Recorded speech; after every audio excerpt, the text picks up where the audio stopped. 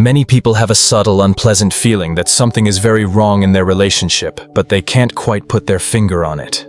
It's a quiet feeling of disquiet, like you're always doubting what you see, and feel like the ground is moving under your feet.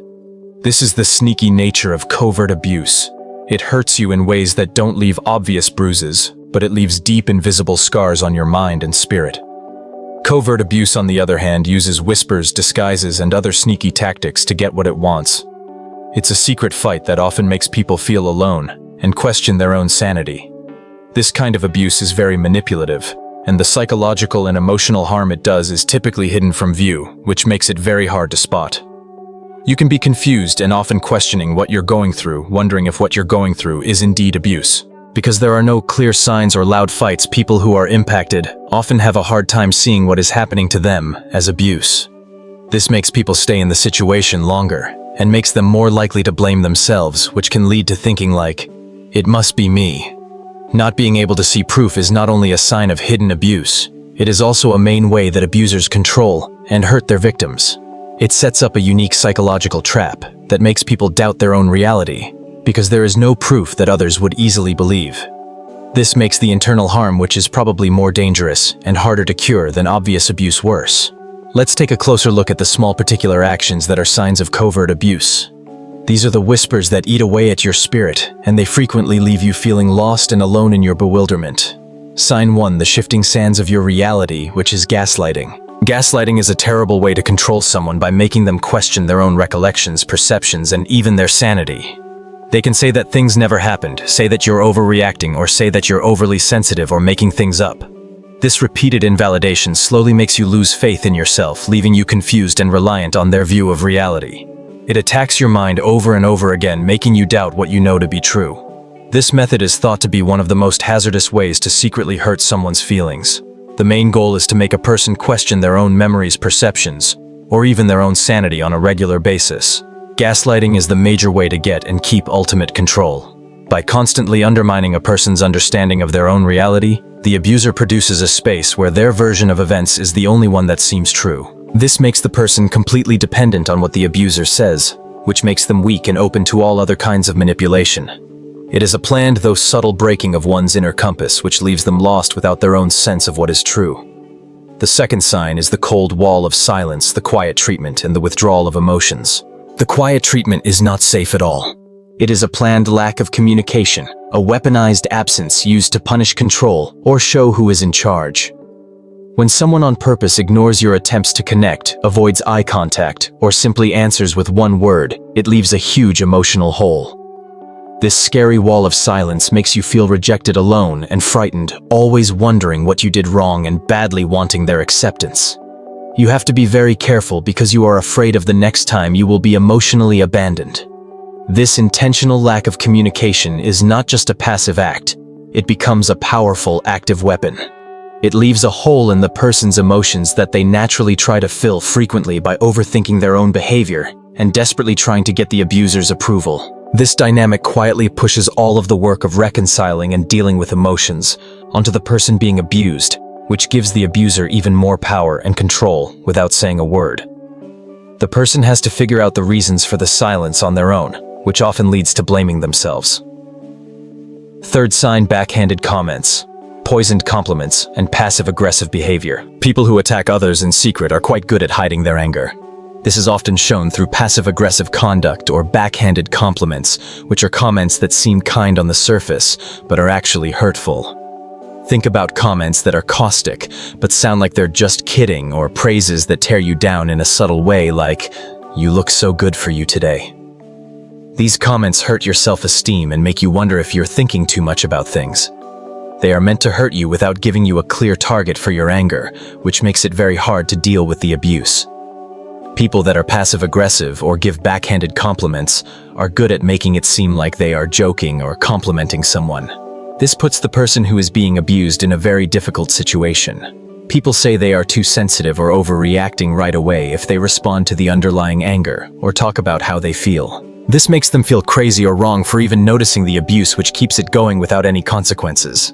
The small amount of truth that is often hidden in backhanded statements adds to this internal confusion and tension, making it very hard to just ignore the comment or the feeling it brings up. Sign 4. The blame game master. Subtle manipulation and playing the victim. One sign of covert abuse is that the abuser is very good at changing stories and putting the blame on you. Even when they are blatantly wrong, they turn the tables and make you feel bad for saying how you feel or what you are worried about. They can say they didn't do anything wrong, criticize you for bringing it up, and then act like they're the one who's hurting.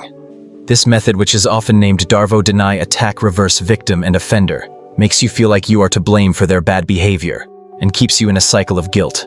The abuser's constant need to play the victim and transfer blame is more than just avoiding accountability. It's a conscious act of changing the truth. This approach makes the person who is being abused feel that they are the aggressor or the reason for the abuser's bad conduct, even if they are the one being hurt. This psychological switch is very confusing and stops people from making complaints. As soon as someone tries to say they're in pain or unhappy, they are accused of being the cause, which makes them feel guilty and blame themselves. This is a strong and sneaky approach to keep control by making the victim feel terrible and responsible for the abuser's behavior all the time, which stops any attempts to confront or hold them accountable. Sign 5. The world is getting smaller, and people are feeling alone and in control. A common form of covert abuse is a subtle but constant effort to cut you off from your support system. Your abuser could try to hurt your relationships with friends and family in small ways, making you feel like no one else understands or believes what you've been through. They might listen in on your discussions, limit your access to outside activities, or even try to get you to move away from your friends and family. As you get more and more isolated, you rely on them more and more for everything, including emotional, physical, and financial assistance. This can make you feel incredibly lonely and less like yourself. Being alone isn't just a sign of envy or insecurity. They are a planned long-term strategy to make the victim completely dependent on the abuser by slowly breaking down their support system, which includes friends, family, career interests, and even access to communication. The abuser makes sure that they are the only source of affirmation information, and even the person's sense of who they are. This makes it very hard to see things from a different angle, ask for help, or even imagine a life outside of the abusive relationship. It keeps them in a cycle of deep loneliness and makes them feel like they can't get away, which gives the abuser even more power. Sign 6. The whispers of not being good enough. Always putting someone down and criticizing them. Covert abuse slowly erodes your feeling of self-worth with a consistent stream of invalidation, judgment, and statements that undermine you. There are several ways this can happen, such as insults that look like concern jokes that are mean or making fun of your interests and accomplishments. People could call you names, treat you like a child, or say that your thoughts and feelings are irrational or over the top.